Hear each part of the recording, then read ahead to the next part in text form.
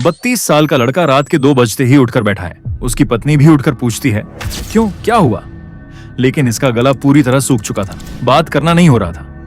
वह गहरी सांसें ले रहा था और यह सब होने से पहले दोनों इंटीमेट, अंतरंग हुए थे। दोनों का शरीर तक हुआ था। लेकिन यह बंदा बहुत गहरी सोच में था।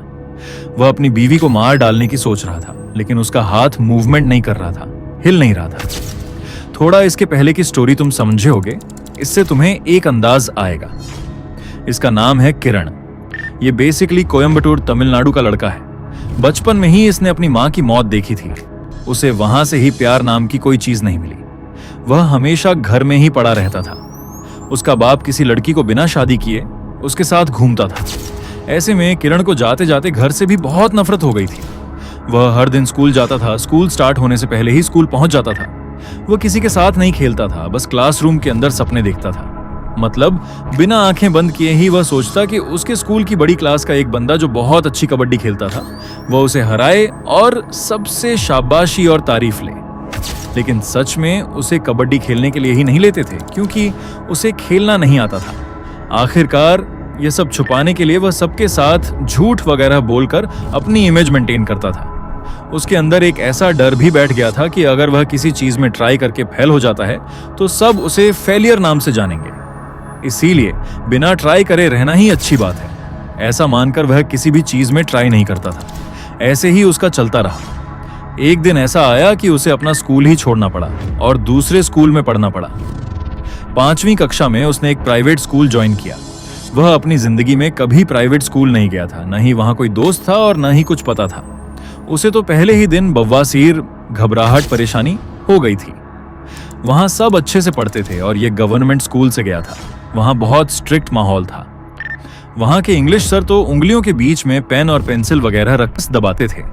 लेकिन किरण यह सब देखने और इससे बचने के लिए कोशिश करता था। उस स्कूल में एक रूल था, एक लड़का और एक लड़की, इस तरह एक बेंच पर 4 बच्चे बैठते थे। क्योंकि लड़के लड़के बैठते तो बहुत बात करके शोर मचाते हैं, इसीलिए ऐसा रूल किया गया था। लेकिन सर के उस पेंसिल ट्रीटमेंट से उसे सेकंड बेंच पर बैठने में बहुत घबराहट होती थी, क्योंकि हर हफ्ते रोटेशन होता था। उस सेकंड बेंच पर एक लड़की बैठती थी जो सर से ही झगड़ा कर लेती थी। वह क्लास की लीडर थी। ये पहली बार उसके पास बैठा था। जाते जाते किरण का इंग्लिश में थोड़ा इंप्रूव होने का स्टेज आया, तो इसीलिए उसको उस क्लास की लीडर प्रियंका के पास बैठने के लिए प्रिंसिपल ने बोला था। टेस्ट वगैरह में प्रियंका उसकी बहुत हेल्प करती थी। वह बहुत शरारती भी थी और उसके साथ ही बहुत टैलेंटेड भी थी। इसको उसके ऊपर बहुत प्यार हुआ था, पर उसे यह बात पता नहीं थी। वह उससे बहुत प्यार करता था भाई। लेकिन वह लड़की दूसरी लड़कियों की छोटी पकड़कर झगड़ा करती थी। सच में इसको बोलने का दम ही नहीं था। लेकिन किरण उसकी होंठ पर तिल देखकर इतना शर्माता था कि अगर वह स्माइल कर दे तो इसकी धड़कनें तेज हो जाती थीं। ऐसे करते करते ये सब 7वीं क्लास में आ गए। उस स्कूल में 7th ही लास्ट थी। 7th का एग्जाम कल होने वाला था। रोल नंबर के अकॉर्डिंग इसको दीवार के पास बैठना था और फ्रेंड की कॉपी करके पास होना था और थोड़ा ज्यादा मार्क्स लेना था। ये सब उसके हाथ में था। मतलब इसको आज सर के साथ जाकर सभी क्लासरूम में रोल नंबर लगाना था और एक्स्ट्रा बेंच लगाने थे क्लास में। जैसे ही वह गया मार्क्स लगाने, बेंच सेट करने, उसका प्लान एग्जीक्यूट करने में थोड़ी दिक्कत आई। उसके दोस्त ने बोला, नहीं, यहां मत बेंच लगाओ। अगर तुमने यहां लगा दी तो मैं फर्स्ट बेंच से आगे बिना डेस्क के बैठकर लिखूंगा। मतलब बैठने को डेस्क है, लेकिन कॉपी रखने वाला फ्रंट डेस्क नहीं मिल रहा था। इस चक्कर में दोनों झगड़ा करके किरण के हिसाब से बेंच लगाकर घर चले गए। कल होकर जब किरण आकर देखता है तो उसकी बेंच वहीं थी और टॉपर फ्रेंड भी पास में था। लेकिन वह झगड़ा करने वाले दोस्त के साथ प्रियंका भी बैठी थी। उस दोस्त ने यह सब बात प्रियंका को बता दी थी। प्रियंका ने उसकी तरफ मुड़कर एक डेथ स्टेयर, गुस्से वाली जानलेवा लुक दिया। सच में किरण को उस दिन जो पढ़ के आया था, जैसे छोटी छोटी आंसर्स, 1 मार्क और 2 मार्क वाले, पोएम, लेटर राइटिंग, सब भूल गया। उसने कॉपी और अपने फ्रेंड की मदद से अपना सपना पूरा किया। लेकिन रिजल्ट के दिन बिना हाथ मिलाए वह चली गई। किरण को उतना दुख हुआ था कि वह उस दिन पूरी रात रोया था और उस दिन लास्ट प्रियंका को लेकर उसने मुट्ठी मारी थी, हस्तमैथुन किया था। क्योंकि हर हफ्ते वह एक बार प्रियंका और खुद की लवर या शादी जैसी स्टोरी याद करके हिला रहा था। लेकिन वह दिन आखिरी था। ये सब वहां से शुरू होता है। आज तक, यानी अपनी अरेंज मैरिज होने तक, किरण ने एक भी लड़की से प्यार नहीं किया था, लेकिन शादी की उसी रात उसके साथ क्या क्या हो रहा था यह उसे खुद भी समझ नहीं आ रहा था। इन सब के बीच उसी रात वह बेंगलुरु से निकल जाता है। वह प्रियंका को ढूंढने और उसे देखते ही लिप किस करके अपनी जीभ से उसके दिल को सहलाने की चाहत में अपने गांव की तरफ निकल पड़े। उसकी पत्नी को कुछ समझ नहीं आ रहा होता है कि आखिर ये सब क्या हो रहा है। रास्ते में किरण अपने इंस्टाग्राम और फेसबुक पर प्रियंका के बारे में ढूंढने की कोशिश करता है, लेकिन सोशल मीडिया से उसे उसके बारे में कुछ भी पता नहीं चलता। अपने गांव पहुंचकर जब वह प्रियंका के घर पूछताछ करता है तो उसे पता चलता है कि वह किसी के साथ घर छोड़कर भाग चुकी है। ये सब सुनकर वह इतने भयंकर तनाव टेंशन में आ जाता है कि वहीं बगल में रखी कुल्हाड़ी उठाकर एक बकरी का सिर धड़ से अलग कर देता है। ये देखकर गांव वाले उसकी जमकर पिटाई कर देते हैं। मार खाने के बाद वह उन लोगों को पैसे देता है और वहां से निकल जाता है। आगे जाकर प्रियंका के दोस्तों से किरण को पता चलता है कि महाराष्ट्र में उसके पति और बाकी दोस्तों ने मिलकर प्रियंका का सामूहिक बलात्कार, रेप किया था। उस घिनौनी हरकत में 5 से 6 लोग शामिल थे और फिलहाल उसका पति जेल में है। ये सब सुनते ही किरण का खून खौल उठता है और वह गुस्से में सीधे पुलिस स्टेशन पहुंच जाता है। वहां वह प्रियंका के पति को जान से मारने की कोशिश करता है, उसे धमकी देता है और प्रियंका को तलाक, डिवोर्स देने के लिए कहता है। किरण के खौफ से उसका पति मान जाता है और बोलता है, पहले मुझे इससे तलाक दिलवाओ। इसके बाद किरण प्रियंका से मिलने महाराष्ट्र के ठाणे में स्थित एक मेंटल हॉस्पिटल जाता है। वहां प्रियंका की हालत पूरी तरह से बिगड़ चुकी थी।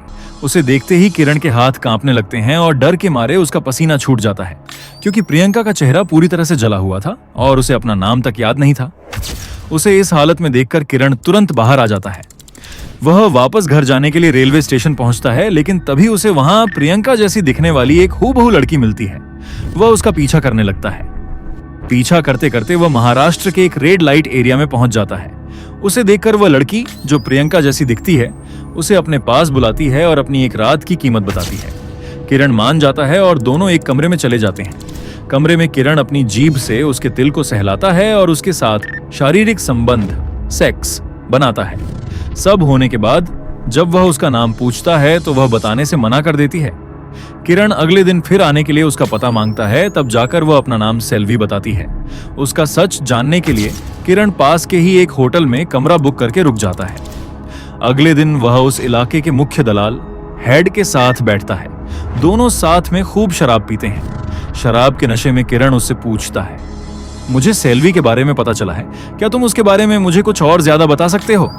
नशे में धुत होकर वह हेड सब कुछ उगल देता है। सब कुछ सुनने के बाद किरण के होश उड़ जाते हैं। वह बाथरूम जाता है, जहां डर और तनाव के कारण उसके मलाशय गांठ से खून आ रहा होता है। वह खुद को साफ करता है, बाहर आता है और ट्रेन पकड़कर वापस बेंगलुरु लौट जाता है। वहां पहुंचकर वह अपनी पत्नी का खून करने का प्लान बनाता है, क्योंकि उसे अब सिर्फ सेल्वी यानी प्रियंका की चाहत थी। उसे अपनी पत्नी के साथ वह सुख नहीं मिल रहा था जो सेल्वी के साथ मिला था। वह घर की गैस पाइपलाइन को लीक कर देता है, अपने फोन से सिम निकालकर और उसे मरोड़कर वहीं फेंक देता है और वहां से रफू चक्कर हो जाता है। बाद में उसे एक बेहद चौंकाने वाली बात पता चलती है। सच ये था कि सेल्वी यानी प्रियंका का अपने पति के दोस्तों के साथ अफेयर चल रहा था और वह उन्हीं के दम पर कमाई कर रही थी। एक दिन उसके पति ने यह सब देख लिया, इसलिए प्रियंका ने एक बड़ा नाटक रचा और अपने पति समेत सबको अंदर जेल करवा दिया। इसके बाद खुद को कानून से बचाने और अपनी पहचान पूरी तरह मिटाने के लिए उसने एक बेकसूर लड़की पर गैस ब्लास्ट करवा दिया, ताकि लोग समझें कि प्रियंका मर चुकी है। लेकिन वह बदकिस्मत लड़की अंधी और मानसिक रूप से विक्षिप्त होकर बच गई, जिसे प्रियंका ने ठाणे के उसी मेंटल हॉस्पिटल में डलवा दिया और खुद अपना नाम बदलकर सेल्वी रख लिया। तलाक के कागजातों के लिए प्रियंका की असली फोटो उसके पति के पास थी, जो उसने जेल में किरण को दिखाई थी। उस फोटो को देखते ही किरण को सारा माजरा समझ आ जाता है और वह तुरंत सेल्वी से मिलने भागता है। लेकिन जब वह वहां पहुंचता है तो सेल्वी गायब होती है, क्योंकि उस इलाके में पुलिस की रेड पड़ चुकी थी। किरण को भी पुलिस पकड़कर थाने ले जाती है। वहां उसे पता चलता है कि उस रेड लाइट एरिया की असली मालकिन कोई और नहीं बल्कि खुद सेल्वी थी। उसने उस हेड को सिर्फ इसलिए काम पर रखा था ताकि मुसीबत के समय वह खुद आराम से वहां से फरार हो सके। किरण पुलिस को यह सब सच बता पाता उससे पहले ही कर्नाटक पुलिस वहां पहुंच जाती है और उसे अपनी पत्नी की हत्या के प्रयास अटेम्प्ट टू मर्डर के केस में गिरफ्तार करके हवालात में डाल देती है। किरण सलाखों के पीछे पहुंच जाता है। उसे अंत में वह तिल प्रियंका सेल्वी नहीं मिलता, लेकिन अब जेल में हर रात उसे सपने में वही तिल दिखाई देता है और वह सपना उसे चप्पल की तरह मार मार कर जगा देता है। आज तक कोई नहीं जान पाया कि सेल्वी यानी प्रियंका के उस तिल को अब कौन सहला रहा है।